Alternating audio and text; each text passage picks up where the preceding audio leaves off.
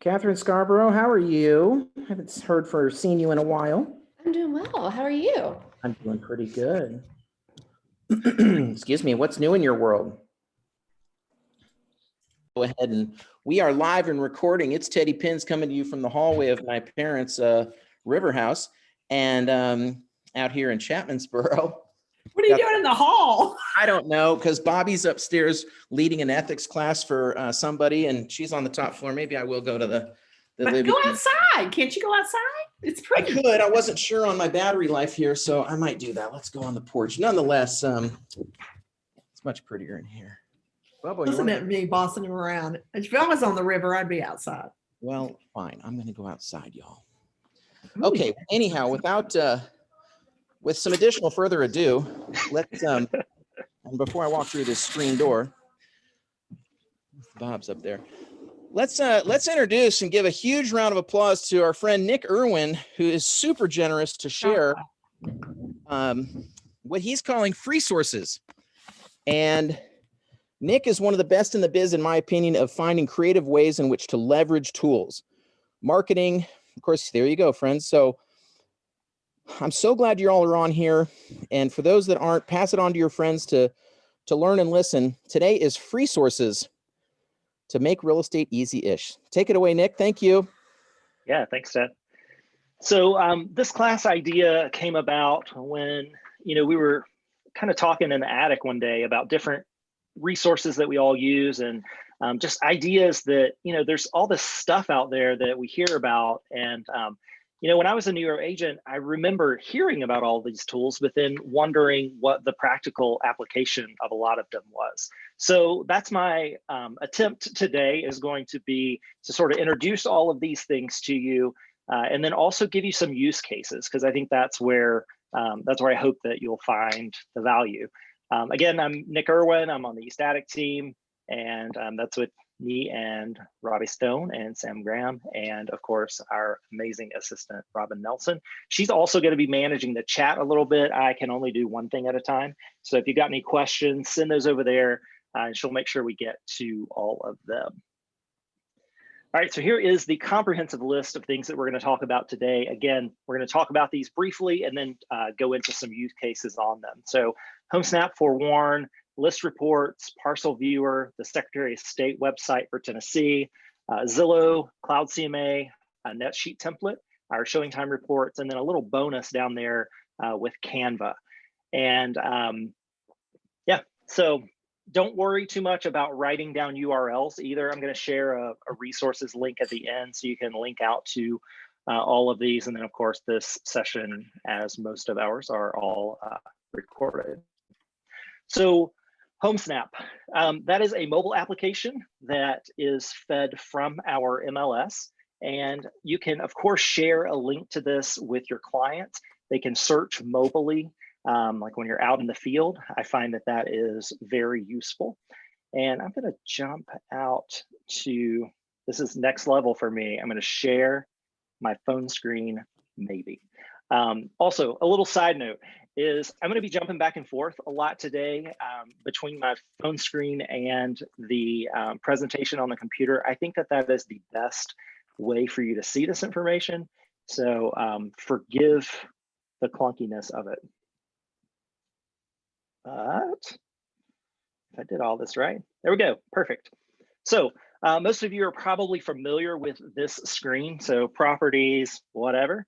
If you're actually out showing a property and you scroll down to the bottom, there is a follow the lot line option, and it kind of lives in this area. I'm not actually on property, so I can't show you that one in real time. But when you click on that, it literally projects the lot line in 3D down each side of the property. So it is very exciting for your clients for you to be able to show them the phone and say, hey, look, the lot line kind of goes in this direction. Another thing that keyword there being kinda. Yeah. It's not 100% accurate. But what I tend to do is walk behind my clients, pull it up, if it's working, I'm like, oh my God, look at this. If it's not working, then I just keep my mouth shut, you know? The other thing that I use this for is vetting other agents prior to getting into contract with them. And that is whether I am on the buying side or the listing side. If you scroll down, and I'm going to pick on Elizabeth here. I do not know her, so whatever. But if I'm showing my clients a house, I can pull up this agent information. I can scroll down and see that she's done 13 listings, 18 buyer sides in the last 24 months. I'm not using this information to judge this person necessarily, but I do want to know some context. So look, if we are working on a house together in East Nashville, and she is primarily a Hendersonville agent, that's good information to know. So if I'm negotiating with her for my seller, obviously I want to know that, you know, this agent is kind of from out of area. She might not have a lot of experience with older homes and the issues that come with that. So again, not to be judgy, just to kind of know what you're dealing with before you get into contract with somebody. Another thing I know, can I add a fun fact on that? Yeah, absolutely. If an agent pays for the pro version of HomeSnap, they can see if you're peeping their profile. So that is an interesting thing to be aware of, that they will know if you're checking them out if they have that pro profile. That's a good point. Thank you, Robbie. I do pay for the extra version because I'm just that nosy. And I look at that too. I want to know who's looking at my profile. I don't know why. Also, you can add this person into your address book. So right below there in the middle of your screen, you click on add to address book. It's going to pull that person up. You click on done, and they are now in your contacts with a photo, all of their email addresses and that sort of thing. So pretty cool option there. All right, let's see. Let me just make sure I get everything on this one. All right, and then the next thing we'll jump over to is Forewarn. And I'm going to show you guys. Again, forgive my clunkiness. So Forewarn is something that is provided through Village. And if you don't have access to this, just reach out to Zach or Colin or Ted, and they can help you out. Ted, can you see my Forewarn screen? Will you give me a good nod? Yes, sir. All right, perfect.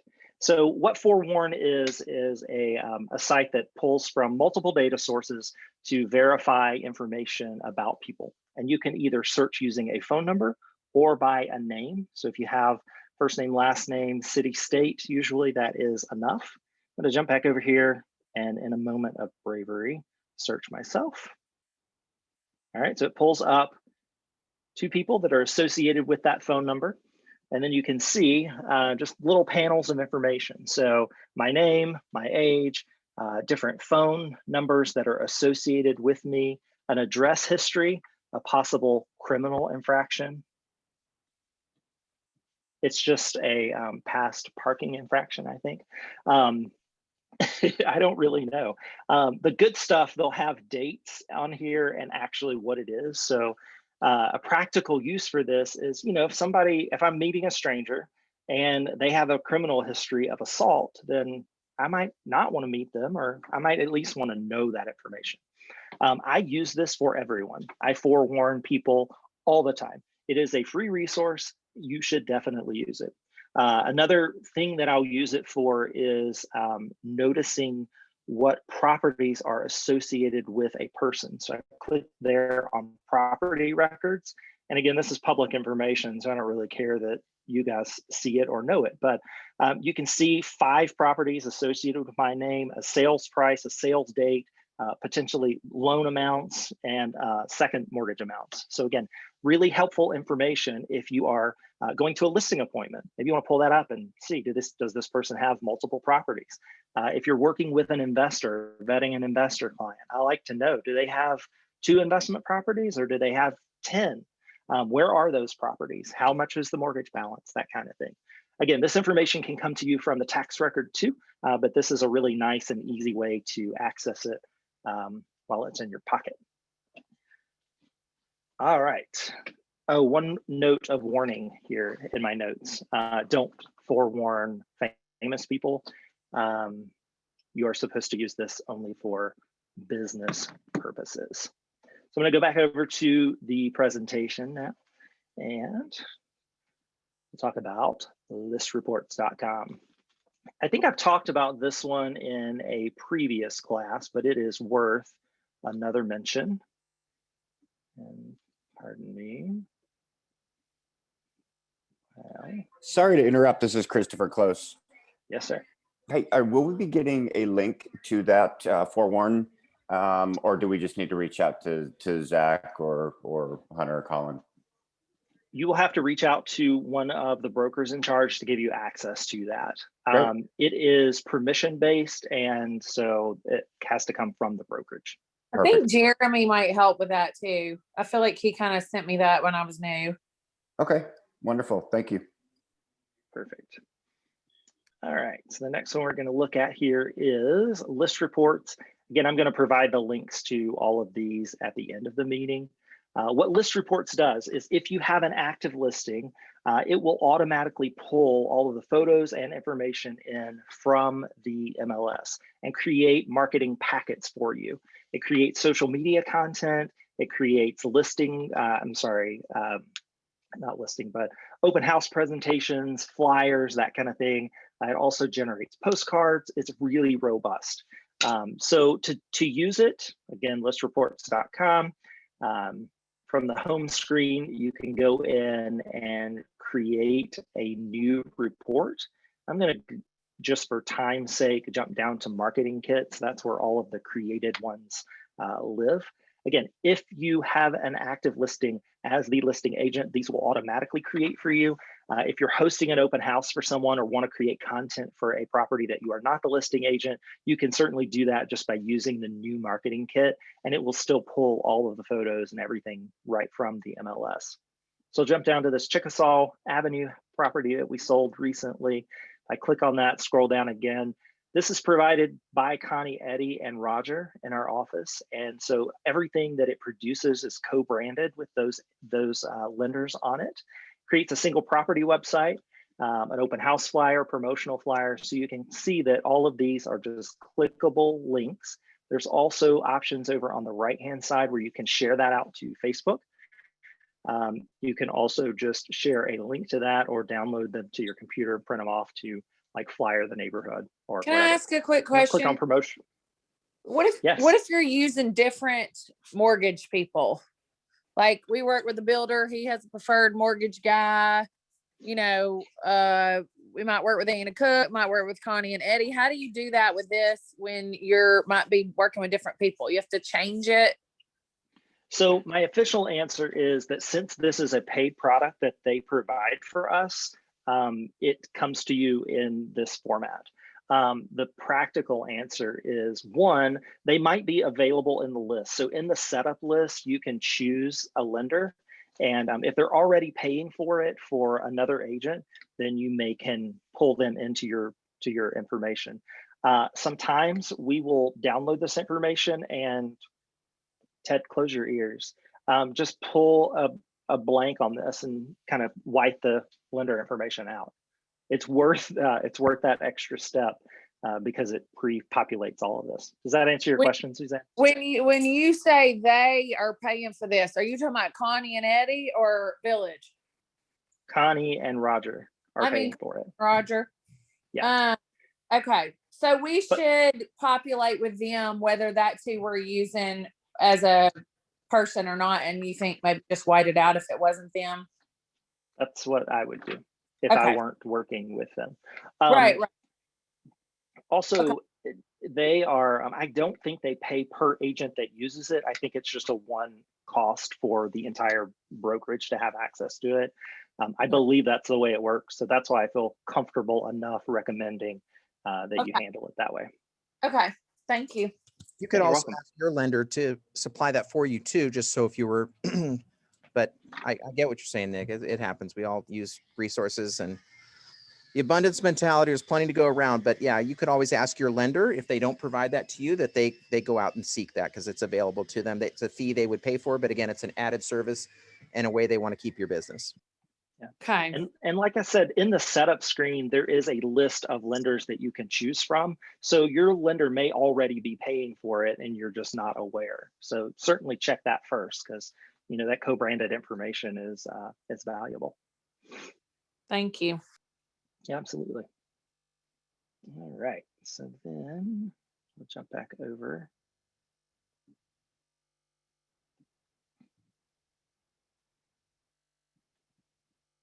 Can I ask one more question before you move on to? Yeah, Okay, so absolutely. back to HomeSnap, and I think I have this figured out, but since y'all are the pros on here, well, are y'all there? Yeah, we're here. Sorry, I had a Or I call am. come in. That got weird for a minute. Okay. I think this is because I've accepted this, but I have a friend, she works for Zeitlin, and I get like an email from her, for like 372, I think it's 15 or 05 or maybe both, but she is on it. And I just happen to know her. Is that because I have accepted something she sent me and I'm getting like the newsletter that it would send out if it was somebody accepting it for me? Yes. I don't know how to fix that though. Does anybody else know how to fix that? I want my picture to be on emails that are going out to people, and I'm like, why is her picture on there? But Brent said he thought probably at some point, I accepted something that she sent and didn't even realize it or whatever, which is fine. But it's a good looking thing. It just sends it out. But I didn't know. But you have to invite people to accept that. So would you like invite like all the people in your group, or just people that you think are serious about looking? Well, when it first came out, they encouraged us to invite everyone. And I think that's where a lot of this, like these rogue emails from other agents came from. Yeah. I only use it after I have a signed buyer rep agreement in my business. And I tell them that it's one of the, I say it sort of like this. Hey, look, we're going to talk about the buying process. And then once I receive your buyer representation document signed back, I'm going to set you up on an auto search in the MLS. I'm going to share my app with you, this, that, and the other. And so then I send it out at that point. And you can change that HomeSnap thing to get the zip codes that they're interested in, not the 3 that you search, like, 1505, 07, whatever. But if they're looking in Donaldson, the email that goes out with my picture on it to them would be for Donaldson, because I've chose that, right? Yes, I believe it is kind of married to whatever they are searching for, or the searches that they create on their side. Okay, I think so too. I just double checking. Thank you. Sure. Yeah, you're welcome. All right. So the next one is the Tennessee Secretary of State website. And this sounds really dry and boring, but I promise it's not. So how I came about this is, in my neighborhood, there are lots of people that buy and flip houses. And typically those are owned by an LLC. And so if I'm driving around and maybe I have a buyer that's called and said, hey, this house is being renovated on this address, whatever. I go to the tax record or go to the MLS and try to find it. It's not in the MLS. I look it up on the tax record and it's owned by an LLC. Well, LLCs are all public information in the state of Tennessee, and they are registered with that information on the Secretary of State website. So I'm going to try again to jump out to that and show you kind of a use case for how I work that.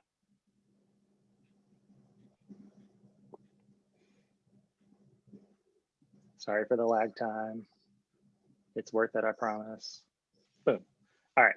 So again, tnbear.tn.gov is the business Secretary of State kind of website database. You can click here on find and update a business record. And then it is a simple search tool. So you can search by either something that it starts with or contains. And I just used this one as an example, Burkett Homes Incorporated. All right, I don't put anything in control number because I don't know that. If you only want active entities, you can select that. If you want something that maybe is an expired LLC, then you can leave that off. I click on Not a Robot and then click on Search. What this does, it goes out to the state's website, looks for all LLCs that are titled in that way, and it gives me this little screen. So it tells me a control number that has a hyperlink on it, definitely the same LLC that the property is owned by. It's an active entity. Here's the date that it was that it started, so 8/18 of 99, so it's an older LLC. And then if I'm actually trying to reach someone, I can't pick up the phone book or Google Burkett Homes Incorporated and find a phone number. So I'll click here on control number, and most LLCs are going to have a live person as a registered agent. So when I clicked on that control number, it pulls up a little bit more information. It shows the filing address, so you know where they get their mail and information sent to. But the registered agent is where the money is. So you click on that registered agent tab across the bottom, and now I know I'm looking for a Ronald E. Burkett or Nick Irwin or whatever. I can then take that name. I also know he's in Hendersonville, Tennessee, plug it into my HomeSnap app, and it gives me a telephone number. So I know immediately who is in charge of the LLC that has a controlling interest in that property. A couple of words of caution about this. If you are dealing with famous people or big properties, these people are very savvy at creating a shell game is a bad word, but hiding behind multiple levels of LLCs. So this can become a rabbit trail. You know, and there are also people like attorneys that will set up LLCs, have stuff sent back to their attorney office, and then that's kind of a dead end, or that's what I have seen. But for the most part, small scale renovators, investors, it is a very helpful way to find people. Is that helpful? All right.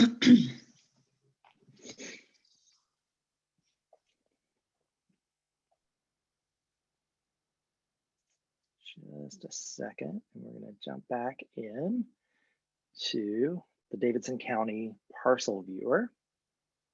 And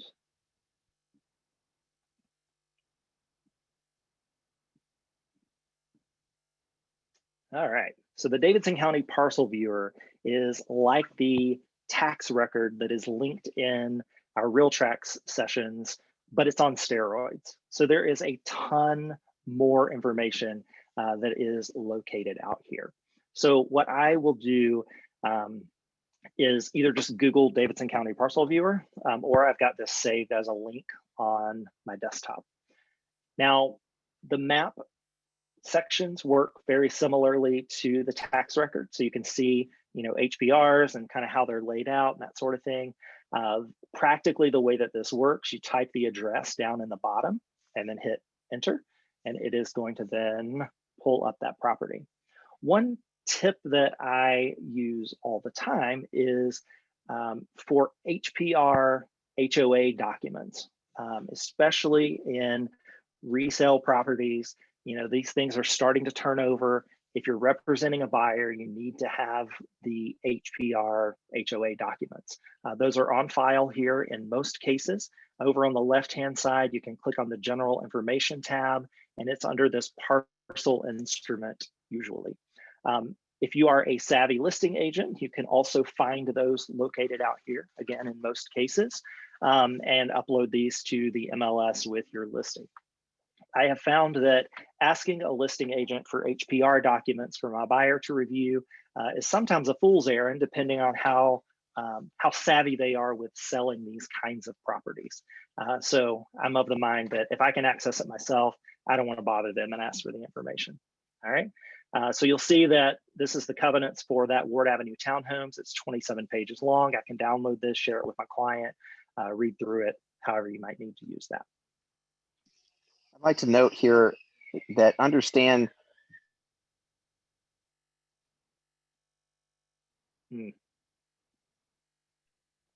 Understand indeed. Right. Come back to us, Ted. That river internet. You're back. You're back. Yeah. Can you hear me now? You can hear me? Yes. Tell us. Okay, I'm not sorry about that. Indeed. So I was saying. Oh, this is a comedy. Really? That just because the going inside. You know, it only cuts out at the best parts, right, Ted? Of course. Can you hear me now? Yes. Great. So just because these properties, the listing agent may say there is no HOA because there's no HOA fee, there is an HOA. Like it is established, that's what those CC&Rs are. And technically the buyers and the owners of those properties should have kept up with the annual filing fees with those. So, but we're seeing probably 98% of the time they are not. They don't even pay attention to what they signed or that there's an HOA or what that means. They think because they have a fence that they own that land. That land is common property. So we'll have another class on HPRs, but just be mindful of that, friends, that land typically is common property, not because there's a fence does it mean it's theirs. And they need to be aware of what they're buying and what future obligations they have with that. Yeah, and a good indicator of this, of course, you probably know this, but when you pull it up on the tax record, if you see two structures, but then there's these common areas on that structure, that's a real good indicator that, hey, this is not single family, it's an HPR, and that I need to dig into these documents and share them with my buyer or with my seller. Also helpful over on the left-hand side here is permit history. So I work in East Nashville a lot of renovated homes. Buyers sometimes are really concerned about when certain things were done. Well, if it's a flipper, they may not have had to fill out a property condition disclosure. So there may be limited information available.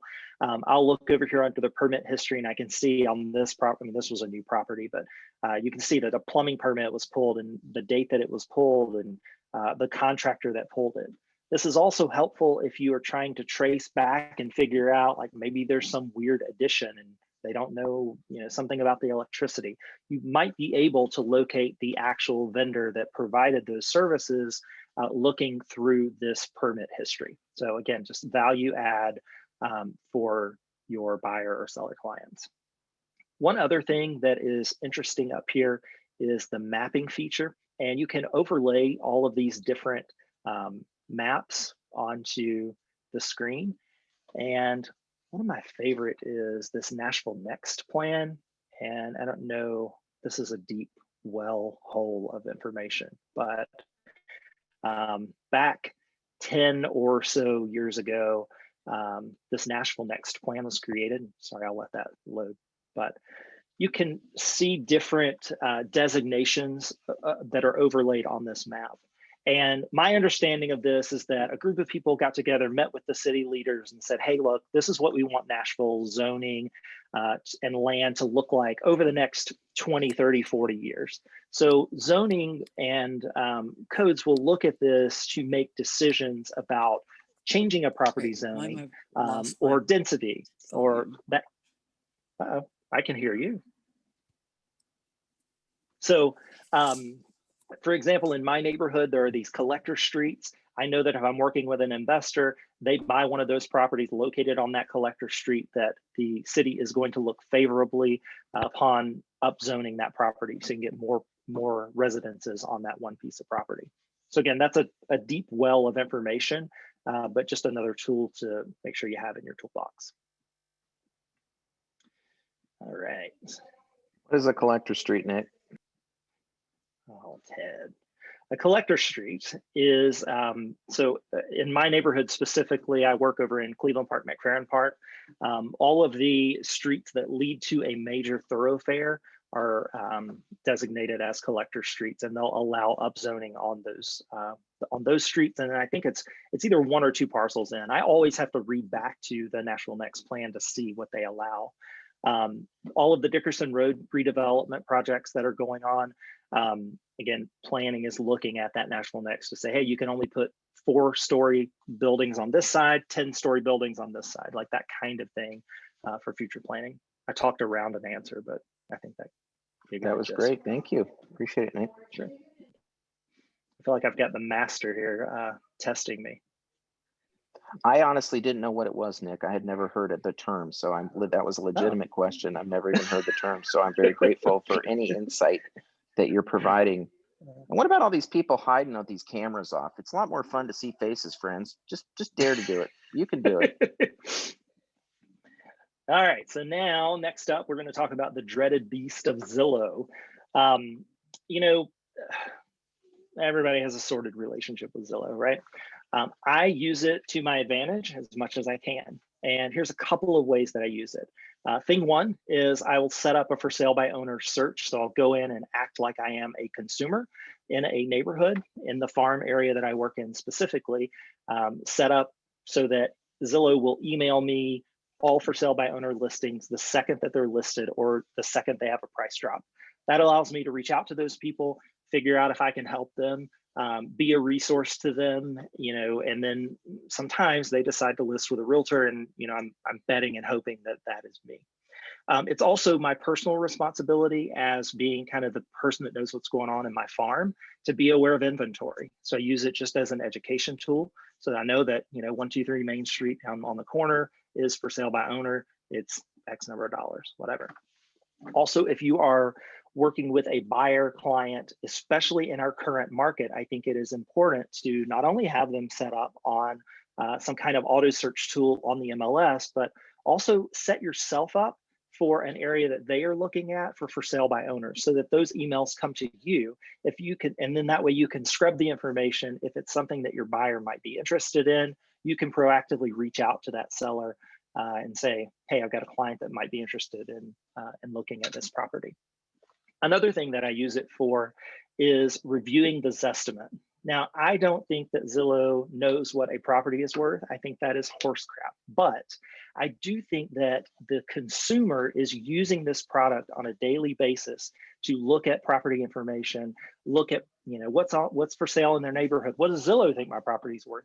The consumer thinks that Zillow is the expert, and I'm okay with that. I just want to go into a listing meeting knowing as much information as they think they know. Because if I'm going to a listing and I know this property is valued at $350,000, but Zillow has been sending them emails saying it's $500,000 or $200,000, I need to know that information.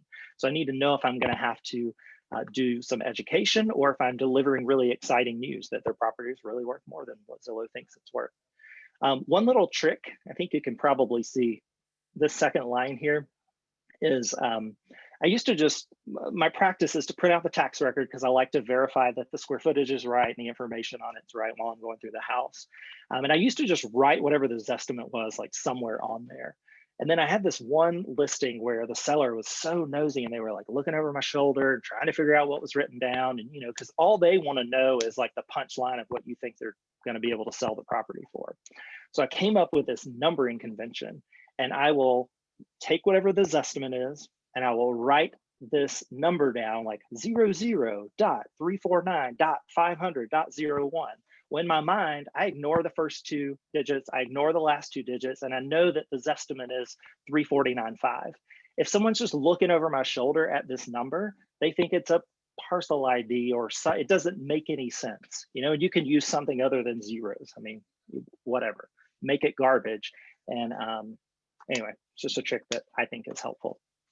So, the other thing that I use Zillow for is for rental comps. So if I have an investor client that is looking at buying an investment property in a certain area, our MLS, unfortunately, is not a very good source for rentals and what things are renting for. So I'm able to get a good idea of what things are on the market, what the rent is in an area, pictures of the inside sometimes, and prepare a rental comp analysis for my client if they're looking to buy an investment property. Any questions about that stuff? Those are great tips, Nick. Thank you. I'd also recommend people go through the search, like pretend to be a buyer, like request more information through Zillow on your own property and get the follow-up call and see how the process goes. Also, when you're going on a listing appointment, wouldn't hurt to click on Redfin or Ashton Group or any of the others that are the top 3 searches, just so you know what your sellers and prospective buyers are seeing when they're searching. It's a great tip. Another one that I use often is this CloudCMA product. It is a plugin that works with our MLS. And there's a little screenshot here of when you have a property or a group of properties pulled up, you can click on more and then click on CloudCMA. And I really like their buyer tour document. And I've pulled a sample of one of those. Again, I'm really testing the limits of my technology usage here, but I did it, I think. So I think that these are super helpful for people that are from out of town. And I also, just as a general rule, anytime I'm going to be showing someone that's not familiar with the neighborhoods, or if they are going to be in my car, I will create a buyer tour for them. I try to not have people in my car because it weirds me out, but I like to have this as a resource for them. If they are in my car, it gives them something to look at.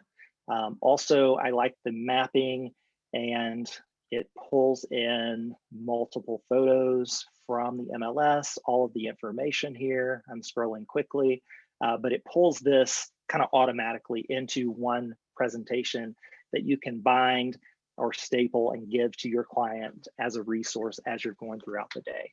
I also, Bobby Noreen teaches the whole, like, have them rank the properties or wad them up and throw them in the back seat. I like to make a real game out of that if it's something that they don't like. And anyway, CloudCMA also has a listing presentation that you can use. All of their reports will generate a URL that you can share with your clients, either through email or text. So it's a really nice resource for those different things. Questions about that one? All right. This one is also near and dear to my heart. The Village created Netsheet template. So I think Zach provided this to us maybe, or he updated it, I think, and then Loy has put his special touch on it as well. I use this all the time. Let me see if I can share it with you.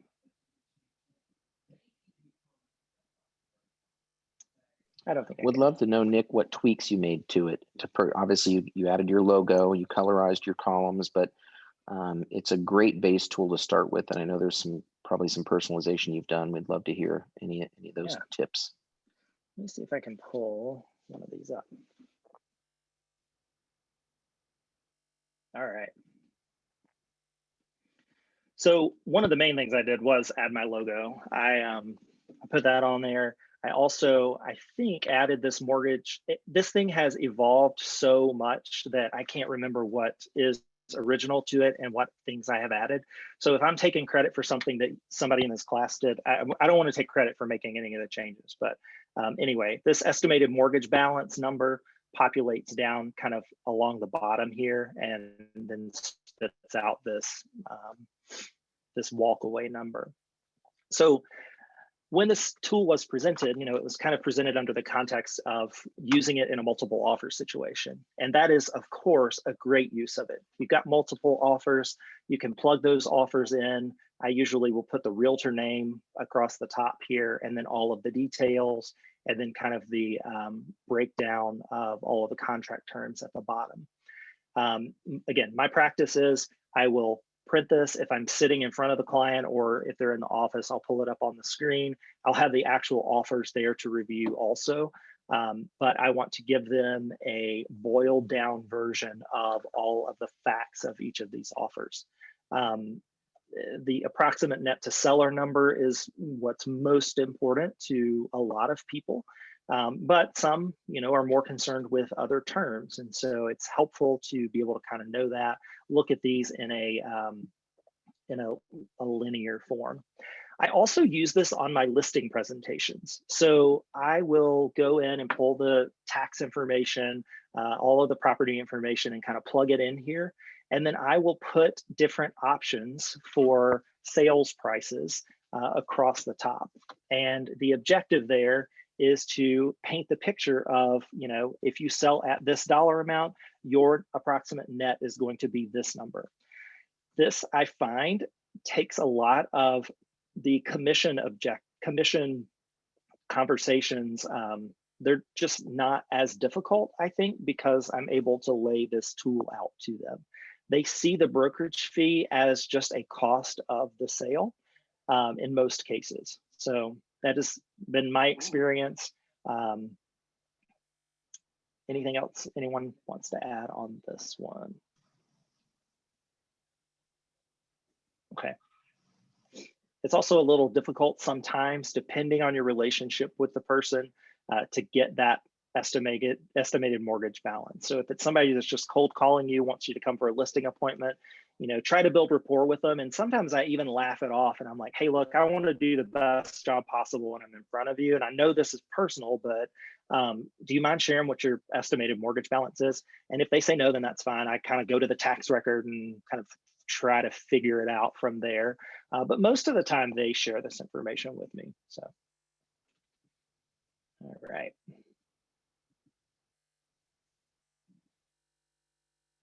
And I'm going to jump back over to our presentation. All right. The reports from showing time. So again, these are provided to us through our showing time service. There's been some changes in that world here recently, but I still use these reports with all of my seller clients and sometimes with my buyer clients. So I'm going to jump over to that screen.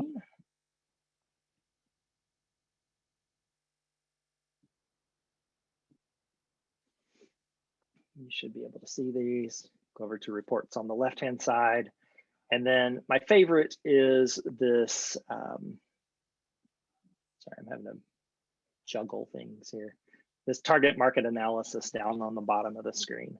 So I use this on a weekly basis with my clients to show activity in the market in the price band that we are working in. So I also will use it to guide pricing conversations if I am about to list a property.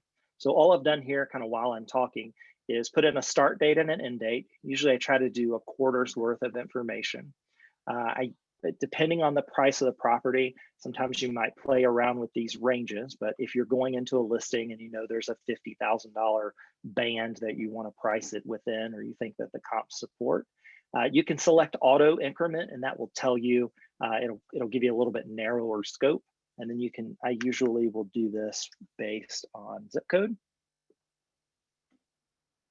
All right, so again, if I have an active listing, I will run this report every week. I will share it with my client in an email with some language that goes a little something like this. We are currently priced at $440,000. This report is showing us that there are not that many buyers shopping in that price band. It may benefit us to move the price to a 430 to 434 price band, because in that price band there are 17 buyers. Another thing, sometimes it's not as dramatic as that. Sometimes you can massage the data to find the information that kind of helps your case. Also, if we are listing a property, if my client was thinking about listing it at 449 or 451, well, I can show you that, or I can show them that, there's 28 buyers shopping in the 445 to 449 price range, but there's 43 in the 450 to 455. So you use this information to make minute adjustments in a pricing strategy to hopefully capture the most number of buyers in that different price band. It also allows me to constantly blame or put the market as the boss of pricing. I never say, I think the price should be. I say, here are all of the parameters. Here's all of the information for you to make the decision. You tell me what to do and I'll make it happen. Any questions about that one?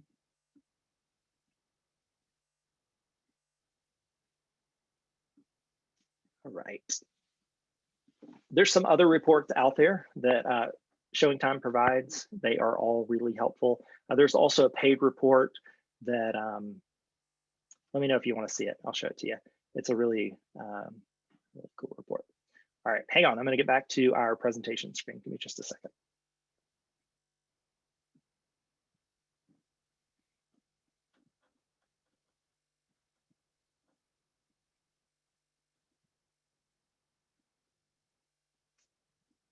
All right. So setting buyer expectations is another way that I use that. I just want to make sure I cover that. And I do that by showing days on market for particular properties or what their competition's like. So if I know they're shopping in a specific zip code, specific price point, I'm like, hey, look, there's also 40 buyers in this price band. So just gives me an idea of what I'm up against. And then our honorable mention is Canva. I create all of my presentations in Canva. And this presentation today is created in Canva, but I also have created all of my buyer and seller presentations in Canva with presenter notes. So that way, you know, because of the pandemic, I've switched to doing a lot of those consultations on Zoom meetings. And so I just found that it was an easier platform to navigate. Canva also allows you to create marketing pieces. There's a lot of clip art things and posters, and it's a comprehensive product. There's also a paid version that we use. It's, I think, $10.99 a month, and it allows you to put in brand colors and logos and all of that stuff. So the benefit of using that is that you click on a certain template, like a presentation or a flyer, and it automatically will pull in your colors and your logo and that sort of thing. You can do everything in the free version that you can do in the paid version. It's just a lot easier for us in that paid version. And I think that is it. I've got the supplement. I think I mentioned that at the beginning of the talk. So I'll be sure to get this over to Ted so he can share it out with everybody. But just all of those different website links so that you can access them. And then, of course, I am not hard to find. So if you've got any follow-up questions for me, please let me know that. And then I'm also going to jump over to the chat, make sure. Do we have any questions that anyone would like to share for Nick? As far as this is just incredible, Nick. Thank you so much for your generosity to share all this in such a well-presented way. I'm always envious. You always win tops for best presentation. So You're kind. It's true. Any questions from anyone? This is your chance. You have others, but certainly this is a nice chance to just have a candid chat with one of the best. No. All right. My email address is in my name down below, but it's nick@basenashville.com. So if you've got any questions that you don't want to ask out in public, let me know. I'm happy to help you. And then you can give me a call too. Thanks for giving me the opportunity, Ted. Thank you so much, Nick. I really, really genuinely appreciate your generosity to share a lot of your tips, tools, and tricks. They're super valuable. And I just encourage you all, like, watch this again. Just take one or two of these to start incorporating into your business. You don't have to do all of them, but just pick one or two and try to master them and make them a part of your business. These are how you generate business beyond just cold calls and open houses. I mean, this stuff is how you leverage against the Zillows and your competitors. So thanks again, Nick, and we appreciate you so much. Y'all have a great day. All right. Thanks, Nick. Take care, y'all.